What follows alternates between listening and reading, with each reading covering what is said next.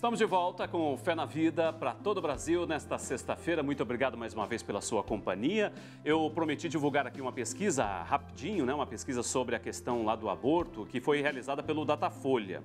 E a pesquisa é a seguinte, divulgou nesta semana, a pesquisa foi feita em várias localidades brasileiras e 59% dos brasileiros entrevistados são contra alterar a legislação atual para tornar o aborto legal até a 12ª semana de gestação. Portanto, pouco mais da metade das pessoas, 59%, se manifestam contra a mudança na legislação que poderia permitir o aborto até a 12ª semana de gestação. É um tema muito polêmico, mas a igreja se manifesta contra a mudança nessa legislação e a favor da vida, tanto a vida do bebê quanto a vida da mãe. E ontem teve uma solenidade especial, uma missa especial em homenagem à mulher que marcou a história de milhões de pessoas no Brasil e em vários países do mundo, a doutora Zilda Arnes, fundadora da Pastoral da Criança. Foi realizada uma missa de ação de graças pelo nascimento dela, já que amanhã Zilda Arnes completaria 84 anos de vida. Acompanhe. Fico sempre muito contente quando vejo que a obra começada para minha mãe, a doutora Zilda, continua. Bom, e a gente vê como essa igreja viva em favor da vida, desde a sua concepção até a morte natural, continua muito forte. Doutora Zilda nasceu em 1934 em Forquilinha, Santa Catarina. Escolheu a medicina como profissão e aliou todo o seu conhecimento à prática da solidariedade. Ao criar a Pastoral da Criança em 1983, doutora Zilda baseou-se no milagre da multiplicação dos 2 peixes e 5 pães que saciaram a fome de 5.000 pessoas. Dedicou a vida inteira na construção de uma sociedade mais justa, mais fraterna e com menos sofrimento humano. Aos 75 anos, a médica morreu em missão no Haiti. Mas seu legado ficará marcado na história do país e do mundo, com a fundação da Pastoral da Criança e da Pessoa Idosa. Hoje nós temos quase 200.000 voluntários espalhados em todo o Brasil para dar continuidade a esse legado. A gente tem muito que agradecer a Deus e com certeza lá do céu ela está intercedendo por nós e nos fortalecendo e animando a cada dia nessa missão evangelizadora. 260.000 voluntários no Brasil e em 20 países da África, Ásia e América Latina mantém viva a preocupação de cuidar das crianças como bem sagrado e a valorização da pessoa idosa. Doutora Zilda Arnes, a nossa fundadora, é o exemplo de mulher e de pessoa para nós. Então, para nós é um momento muito importante e assim de grande emoção e ao mesmo tempo de força na missão, para a gente saber que o caminho que a gente deve seguir é o que ela nos ensinou. Levar a mensagem, o amor às crianças que nós temos em todo o nosso Brasil, então hoje está a pastoral internacional, então é um legado muito importante para a vida de nossas famílias, nossas crianças, dentro da dimensão da igreja. A data de aniversário da doutora Zilda foi comemorada com uma Santa Missa. Com o exemplo de quem fez a diferença na vida de milhares de pessoas, fica a lição de olhar o outro com o amor de quem vê o Cristo.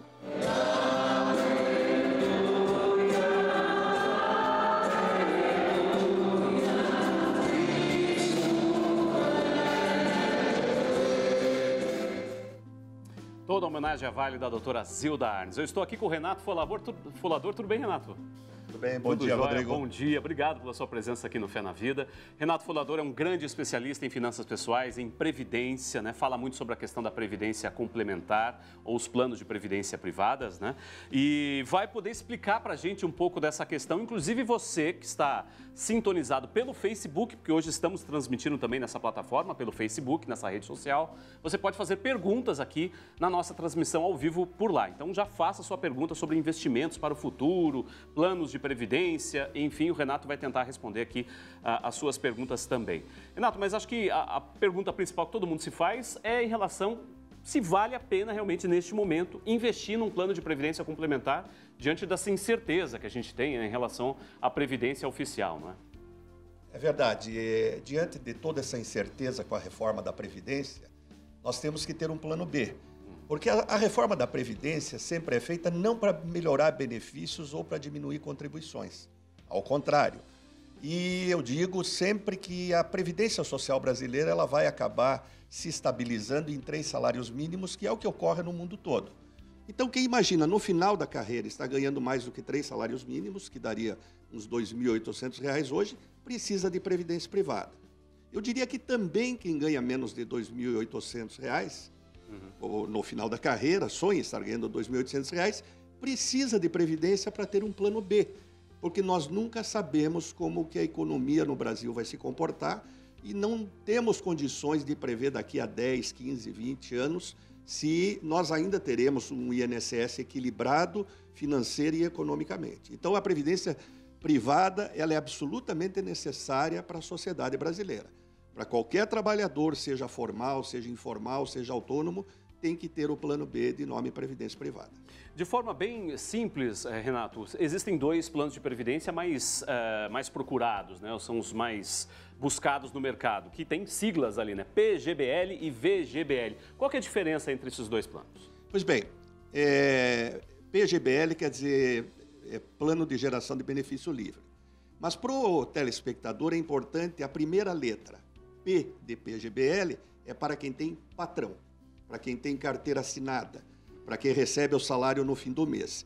E VGBL é para o autônomo, para o empresário, para quem está na informalidade e para o profissional liberal. Na verdade, foram criados esses 2 produtos de acordo com o vínculo trabalhista. Aquele que, por exemplo, tem um PGBL e que, portanto, é assalariado, ele pode descontar até 12% da sua renda anual na hora de fazer a declaração de imposto de renda. Então, tem uma enorme vantagem tributária, um incentivo tributário, mas, por outro lado, quando ele for receber a aposentadoria, ele vai pagar o imposto de renda sobre o capital principal e sobre o rendimento. Já o VGBL, ele não tem esse incentivo de abater até 12% da renda anual. Mas, por outro lado, quando você for receber a sua aposentadoria, vai pagar imposto de renda somente sobre o rendimento, e não sobre o principal e o rendimento. Então, são 2 produtos equivalentes e que dependem muito da relação trabalhista. Inclusive, uma telespectadora agora pelo Facebook aqui perguntou sobre essa questão do plano de previdência para crianças, né? A Rô Trucolo, ela colocou aqui uma mensagem perguntando sobre esse tipo de investimento. Será que dá para fazer já um plano de previdência para criança? É possível? Pois é, Rodrigo. Na verdade, você falou que existem 2 tipos de previdência privada. Esses 2 tipos são dos bancos e seguradoras. Mas existe um terceiro, que é o fundo de pensão, que todas as grandes estatais e multinacionais têm, que é um plano de previdência sem finalidade lucrativa. O que significa isso? Que toda a rentabilidade dos investimentos vai para a cota do segurado. Quer dizer, vamos imaginar que o fundo acabasse daqui a 50 anos, o fundo não poderia ficar com 1 centavo do que o segurado tem lá depositado. E nos fundos de pensão tem o plano chamado Invest Kids e o seguro educacional. Quando a criança nasce, o pai, ou a mãe, ou os avós, ou os padrinhos, ou os tios, podem depositar eventualmente ou mensalmente uma contribuição mensal, para que aos 17 anos essa criança tenha toda a reserva previdenciária para custear uma faculdade particular, se não passar na federal. Se passar na federal, para custear uma pós-graduação no exterior. Isso é bacana, hein? Muito legal, porque junto com essa previdência privada, existe um seguro educacional. Vamos imaginar que o pai esteja contribuindo no 2º ano e venha a falecer. A criança está com 2 anos de idade. Durante todo o período do ensino fundamental e básico e fundamental, e durante toda a universidade, o fundo de pensão vai pagar a educação. E nós sabemos que hoje o melhor presente que nós podemos dar para o filho é a garantia do futuro. Né? Na sociedade do conhecimento, com a tecnologia que está aí, nós temos que preparar os nossos filhos para a competitividade hoje existente. E a competitividade ela se baseia no conhecimento, na formação e na informação. Agora, tem muita gente que tem essa dúvida, se eu faço um plano de previdência privada ou se eu pego um dinheiro e coloco, por exemplo, num tesouro direto, um investimento que eu posso futuramente resgatar esse dinheiro. O que você recomendaria? Veja bem, nós temos que nos beneficiar dos incentivos tributários. E a previdência privada ela tem incentivo tributário porque o governo precisa de poupança interna. Então, ele diz, você vai poupar para a previdência privada para o longo prazo. E, por isso, você vai ter um tratamento diferenciado com relação ao imposto de renda. Esta é uma forma de investimento absolutamente segura, no que diz respeito aos fundos de pensão, e é uma forma de investimento que ela é mais vantajosa do que as outras, porque, além do incentivo tributário, na hora que o fundo de pensão faz o investimento, ele não paga um centavo de imposto de renda. Não tem, por exemplo, o come-cotas, que tem quando você investe num fundo de investimento financeiro, que a cada 6 meses é descontado o imposto de renda. Então, pelo tratamento tributário, a melhor opção é você ter previdência privada. Até porque você vai educar o seu filho, você vai educar o jovem, para que ele saiba que lá na frente, se tudo absolutamente der certo na vida dele, ele vai envelhecer. E quando envelhecer, ele tem que ter do que viver.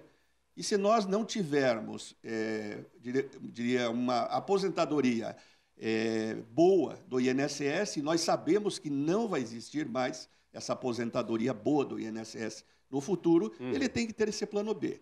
O problema, na verdade, é uma falta de educação financeira e previdenciária.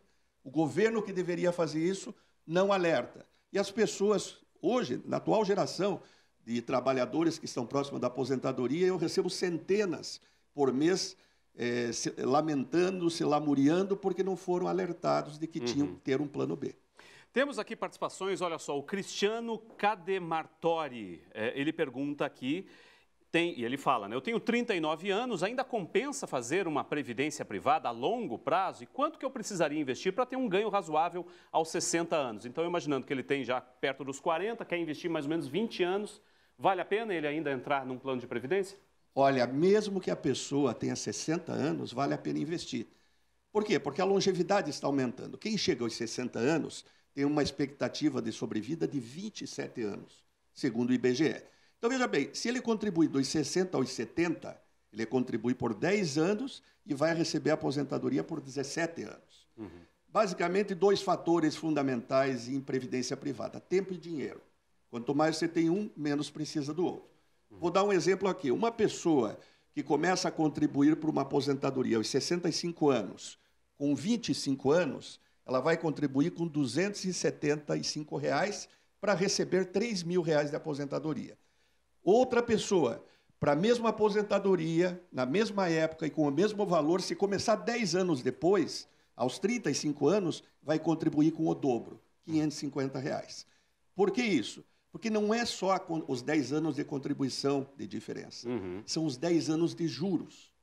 É incrível, mas em 35 anos, dos 100% da aposentadoria, 26% vem do bolso do trabalhador. 9% vem de incentivo, 6% de incentivo tributário.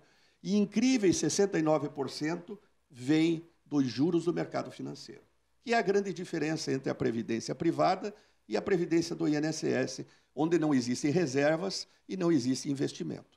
Mais uma perguntinha aqui da Rô Scarponi, ela pergunta se esse plano que você citou para crianças também é feito em bancos.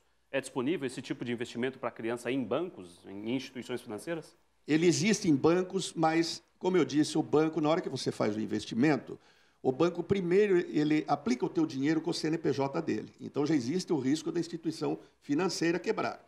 Na hora que o dinheiro retorna depois do investimento, ele tem que remunerar o capital do acionista do banco, a força de vendedores, os gerentes e os corretores e o marketing na televisão, no rádio, nos jornais, nas revistas e até em campo de futebol, como a gente vê. No fundo de pensão, essas 3 naturezas de gasto não existem. E por isso que, embora você possa contratar um plano para criança no banco, é muito mais vantajoso contratar num fundo de pensão.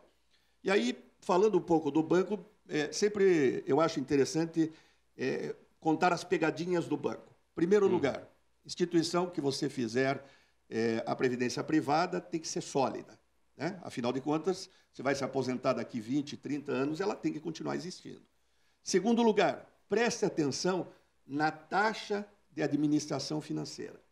Eles falam sobre a taxa de carregamento que você desconta sobre cada contribuição, mas essa é irrelevante. A que importa é a taxa de administração financeira que é aplicada sobre a reserva previdenciária que cresce todos os meses, com as novas contribuições e com os juros, Rodrigo.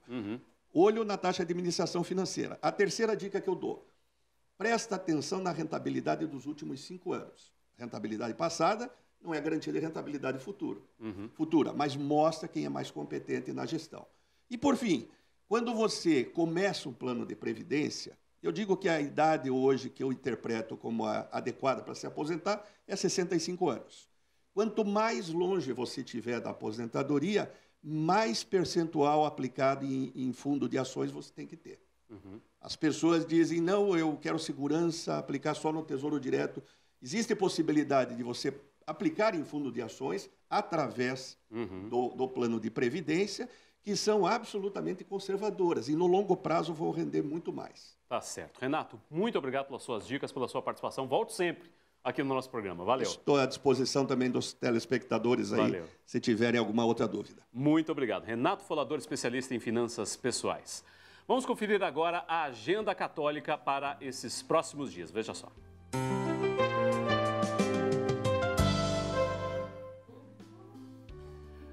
Muito bem, em Timbó, Santa Catarina, fica ali bem na região central de Santa Catarina, serão realizadas celebrações pelo Dia do Catequista, das 7 da manhã à 1 da tarde. Também haverá café da manhã e almoço. As celebrações serão na paróquia Nossa Senhora do Perpétuo Socorro. Você vê o convite aí para você lá da região de Santa Catarina participar. Amanhã, a Arquidiocese de Belo Horizonte realiza a 5ª peregrinação mineira do Terço dos Homens ao Santuário Basílica da Padroeira de Minas. A programação completa está no site santuarionsdapiedade.org.br. No domingo, dia 26, o Padre Reginaldo Manzotti participa do 6º Rios de Água Viva em Caruaru, Pernambuco. Você vê imagens aí do show do Padre Reginaldo Manzotti. O evento começa às 3h30 da tarde com as caminhadas dos rios para o pátio de eventos. Às 5 da tarde haverá missa presidida pelo bispo diocesano, Dom Dino, Padre Reginaldo Manzotti e participação de todo o clero da Diocese de Caruaru.